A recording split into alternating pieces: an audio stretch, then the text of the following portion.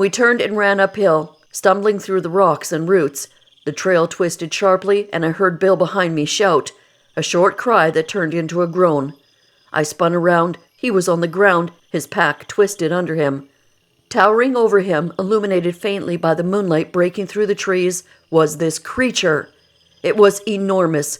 Its shoulders spanned nearly the width of the trail, its body thick and covered in dark matted hair.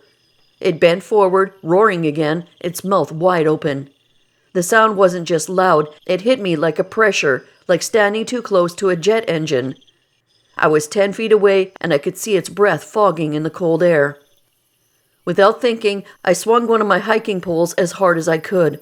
The pointed end struck his face squarely right where the eyes glared. The reaction was immediate.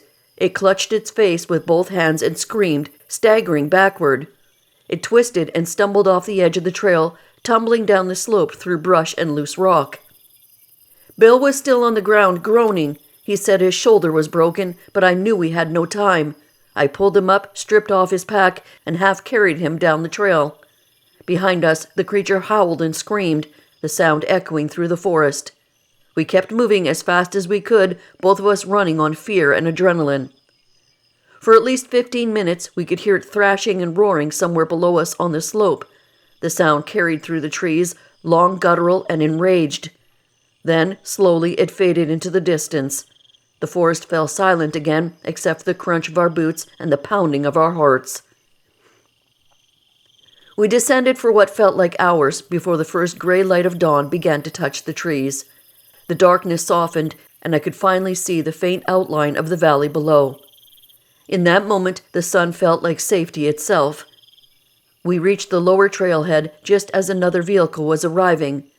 The couple inside looked at us in confusion. 2 men covered in dirt and sweat, one clutching his arm in pain. They asked us what happened. We told them the truth.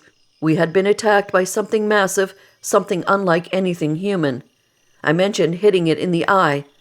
Their expressions changed instantly. They got back in their car and drove off without another word. We drove straight to the hospital. The doctor there asked about the injury, but the explanation only earned us skeptical looks. X-rays showed a fractured clavicle, not a clean break, and Bill was fitted with a sling. He said that when he had fallen, the creature had grabbed his pack and slammed him to the ground. He thought it was going to kill him,